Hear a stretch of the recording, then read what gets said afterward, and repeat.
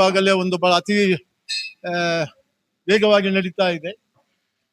ಬರುವ ಏಪ್ರಿಲ್ 23ನೇ ತಾರೀಕಿನಂದು ಬ್ರಹ್ಮಕಲಶೋತ್ಸವದ ದಿನಾಂಕ ಕೂಡ ಎಲ್ಲ ಭಕ್ತಾದಿಗಳು ಒಟ್ಟು ಸೇರಿ ನಿಶ್ಚಯ ಮಾಡಿದ್ದೇವೆ. ಬರದಿಂದ ಈ ಆಗುವ ಕೆಲಸಕ್ಕೆ ಇಲ್ಲಿಯ ಭಕ್ತರು ಮತ್ತೆ ಈ ಭಾಗದ ಭಕ್ತರು, ಊರು ಪರದೇಶದಲ್ಲಿರುವವರೆಲ್ಲ ಬಂದು ನಮಗೆ ಸೇವೆಯನ್ನು ಅವರು ಸ್ವತಃ ಅರ್ಪಿಸ್ತಾ ಇದ್ದಾರೆ ಬ್ರಹ್ಮಕಲಶೋತ್ಸವ ಮತ್ತು ಜೀರ್ಣೋದ್ಧಾರಕ್ಕೆ. ಹಾಗೆ ಇವತ್ತು ನಮ್ಮ ಮಗುವೀರ ಸಮಾಜದವರು ಅಶೋಕ್ ಅವರ ಸಾಲ್ಯನ್ ಅವರ ನೇತೃತ್ವದಲ್ಲಿ ಇವತ್ತು ಒಂದು ಕೊಡುಗೆಯನ್ನು, ದೊಡ್ಡ ಮಟ್ಟದ ಕೊಡುಗೆಯನ್ನು ಕೊಟ್ಟಿದ್ದಾರೆ. ಅದನ್ನು ಮಹಾಲಿಂಗೇಶ್ವರ ಮಹಾಗಣಪತಿ ದೇವರು ಬಹಳ ಪ್ರೀತಿಯಿಂದ ಸ್ವೀಕಾರ ಮಾಡಿದ್ದಾರೆ. ಅವರಿಗೂ ಈ ಸಂದರ್ಭದಲ್ಲಿ ಮಹಾಲಿಂಗೇಶ್ವರ ಮಹಾಗಣಪತಿ ದೇವರು, ಅವರ ಕುಟುಂಬ, ಅವರ ಸಮಾಜಕ್ಕೆ ಒಳ್ಳೇದಾಗ್ಲಿ ಅಂತ ಹೇಳಿ ಈ ಸಂದರ್ಭದಲ್ಲಿ ಅಧ್ಯಕ್ಷನಾಗಿ ನಾನು ಕೇಳಿಕೊಳ್ತಾ ಇದ್ದೇನೆ. ಹಾಗೆ ಪಡುಬಿದ್ರಿ ಮಹಾಲಿಂಗೇಶ್ವರ ಮಹಾಗಣಪತಿ ದೇವಸ್ಥಾನ ಶಾಲೆಯ ಹಳೆ ವಿದ್ಯಾರ್ಥಿಯ ನಮ್ಮ ಮಾಸ್ಟರ್ ಪಟ್ಟಾಭಿರಾವ್, ಅನಂತ ಪಟ್ಟಾಭಿರಾವ್ ಅವರ ನೇತೃತ್ವದಲ್ಲಿ ಇವತ್ತು ಹಳೆ ವಿದ್ಯಾರ್ಥಿಗಳು, ಇವು ಪರದೇಶದಲ್ಲಿ ಇದ್ದವರೆಲ್ಲ ಇವತ್ತು ಒಳ್ಳೆಯ ಸ್ಥಾನದಲ್ಲಿ ಇದ್ದಾರೆ ಅಂತ ಅವರೇ ಹೇಳ್ತಾ ಇದ್ದಾರೆ. ಹಾಗೆ ಅವರೆಲ್ಲರೂ ಒಂದು ಒಟ್ಟು ಸೇರಿ ಒಂದು ಕೊಡುಗೆಯನ್ನು ಕೊಟ್ಟಿದ್ದಾರೆ. ಆ ಕೊಡುಗೆಯನ್ನು ಕೂಡ ಇವತ್ತು ನಾವು ಅಧ್ಯಕ್ಷನಾಗಿ ನಾನು ಅದು ಸ್ವೀಕಾರ ಮಾಡಿ ನಾವು ಸಮಿತಿಗೆ ಇವತ್ತು ಕೊಟ್ಟಿದ್ದೇವೆ.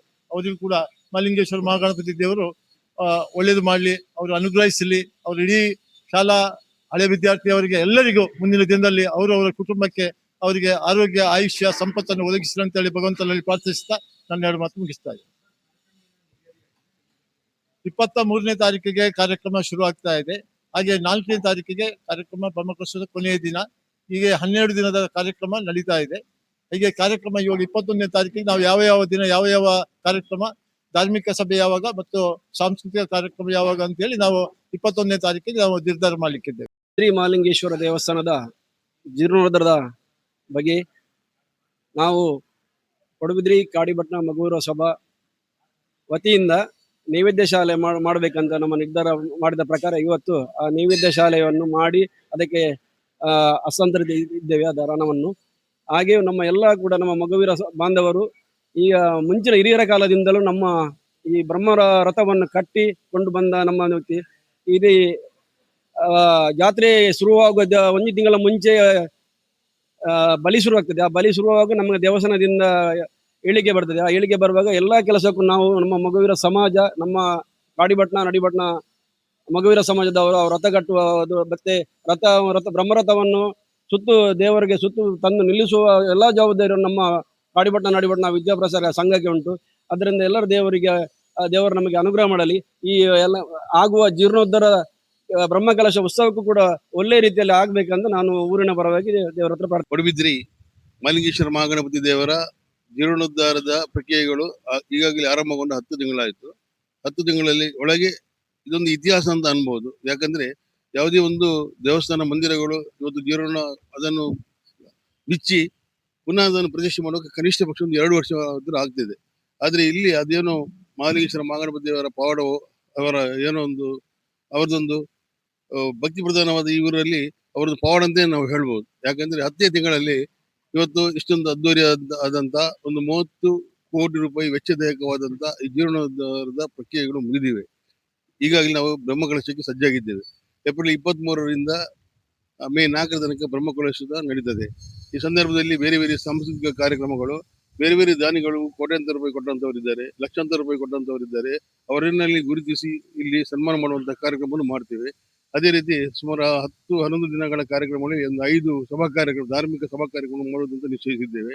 ಯಾಕಂದ್ರೆ ಜನಗಳು ಇವತ್ತು ದೇವರ ಮೇಲೆ ಭಕ್ತಿಯಿಂದ ಬರ್ತಾರೆ. ಅದೇ ರೀತಿ ಇಲ್ಲಿ ಜಾಗದಲ್ಲಿ ಭಕ್ತಿ ಪ್ರಧಾನವಾದಂತ ಒಂದು ಸಾಂಸ್ಕೃತಿಕ ಕಾರ್ಯಕ್ರಮಗಳು ಆಗ್ಬೇಕು, ಅದರೊಂದಿಗೆ ಮನೋರಂಜನೆ ಅಂತದ್ದು ಇರ್ಬೇಕಂತ ಎಂಬ ದೃಷ್ಟಿ ನಮ್ಮ ಅಧ್ಯಕ್ಷರಾದ ಪ್ರಕಾಶ್ ಶೆಟ್ಟಿ ಅವರದ್ದು.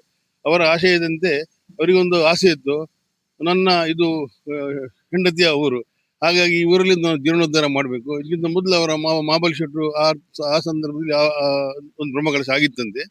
ಆವಾಗ ಖಾಲಿ ಅದನ್ನು ಜಸ್ಟ್ ರಿಪೇರಿ ಅಂತ ಮಾಡಿದ್ದು.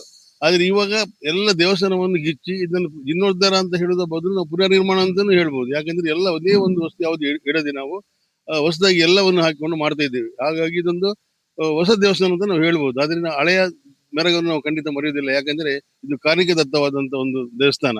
ಹಿಂದೆ ಒಂದು ಸಂದರ್ಭದಲ್ಲಿ ಒಬ್ಬ ಬ್ರಿಟಿಷ್ ಸೈನಿಕ ಈ ಮಾರ್ಗದಲ್ಲಿ ಹೋಗ್ಬೇಕಾದ್ರೆ ಈ ದೇವಸ್ಥಾನವನ್ನು ಅವನು ಸ್ವಲ್ಪ ತಿರಸ್ಕರಿಸಿ ಮುಂದೆ ಕುದುರೆಯಲ್ಲಿ ಸವಾರಿ ಮಾಡಿದಂತೆ.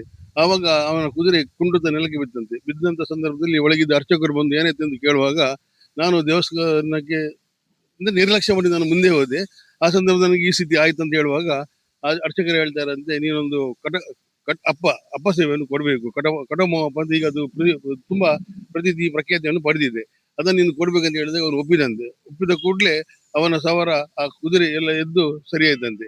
ಹಾಗಾಗಿ ಇಂದಿಗೂ ಅದರ ಪ್ರತೀತಿ ಇದೆ, ಕಟ್ಟದಪ್ಪ ಮಾವಪ್ಪ ಇಲ್ಲಿ ಆಗ್ತಾ ಉಂಟು. ಯಾಕಂದ್ರೆ ಈ ದೇವರ ಅಷ್ಟು ಒಂದು ಪ್ರಭಾವ ಭಕ್ತಿ ಉಂಟು. ಯಾರು ನಂಬ್ತಾರೆ ಭಕ್ತರು ಅವರಿಗೆ ಇಮ್ಮನ್ನು ಖಂಡಿತ ಈ ದೇವಸ್ಥಾನ ಕೊಟ್ಟಿದೆ. ಅದೇ ರೀತಿ ಬ್ರಹ್ಮಕಲಶ ಅದರಿಂದ ಖಂಡಿತ ಆಗ್ತಾ ಉಂಟು. ಎಲ್ಲ ಊರವರು ಯಾವುದೇ ಒಂದು ಮನಕ್ಲೇಶ ಇಲ್ಲದೆ ಎಲ್ಲರೂ ಒಂದಾಗಿ ಭಕ್ತರಾಗಿ ಈ ದೇವಸ್ಥಾನವನ್ನು ಇವತ್ತು ಈ ಹಂತಕ್ಕೆ ತಂದಿದ್ದಾರೆ. ನಮ್ಮ ಅಧ್ಯಕ್ಷರಾದಂತ ಪ್ರಕಾಶ್ ಶೆಟ್ಟಿ ಅವರು ನಿಜವಾಗ್ಲೂ ಇದರ ಹಿಂದೆ ಬಹಳಷ್ಟು ಅವರು ಇದು ಮಾಡಿದ್ದಾರೆ. ಅದೇ ರೀತಿ ಎಲ್ಲ ಸಮಿತಿಯವರು, ನಮ್ಮ ಅನುಮಿಷಿಕ ಮುಖ್ಯಸ್ಥರಾದ ಭೌರಿಶಂಕರ್ ಹೆಗ್ಡೆ ಇರ್ಬೋದು, ರತ್ನಾಕರ್ ರಾಜರ್ ಇರ್ಬೋದು, ಬೇರೆ ಬೇರೆ ಸಮಿತಿಯವರು ಎಲ್ಲರೂ ಒಗ್ಗೂಡಿಕೊಂಡು ಏಕ ಮನಸ್ಸಿನಿಂದ ಈ ದೇವಸ್ಥಾನವನ್ನು ಇವತ್ತು ಜೀರ್ಣೋದ್ಧಾರ ಮಾಡಿ ಬ್ರಹ್ಮಕಲಶಕ್ಕೆ ನಾವು ಅಣಿಗೊಳಿಸಿದ್ದೇವೆ. ಈ ಕಾರ್ಯಕ್ರಮವು ಯಶಸ್ವಿಯಾಗುವುದರಲ್ಲಿ ಯಾವುದೇ ಸಂದೇಹ ಇಲ್ಲ ಅಂತ ಈ ಸಂದರ್ಭದಲ್ಲಿ ಹೇಳ್ತಾ, ದೇವರ ದಯೆ ಖಂಡಿತ ಈ ಭಾಗದ ಎಲ್ಲರಿಗೂ ಇರ್ಬೇಕು. ಯಾರು ಭಕ್ತಿ ಮಾಲಿಂಗೇಶ್ವರ ಮಹಾಗಣಪತಿಯವರು ನಂಬ್ತಾರೋ ಅದರ ಖಂಡಿತ ಅವರ ಭಕ್ತಿಯಿಂದ ನಂಬ್ತಾರೋ ಅವ್ರಿಗೆ ಇಮ್ಮನ್ನು ಖಂಡಿತ ದೇವರು ಕೊಟ್ಟೇ ಕೊಡ್ತಾನೆ. ಬ್ರಹ್ಮಕಲಶಕ್ಕೆ ನಾವೆಲ್ಲ ಅಣಿಯಾಗಿದ್ದೇವೆ.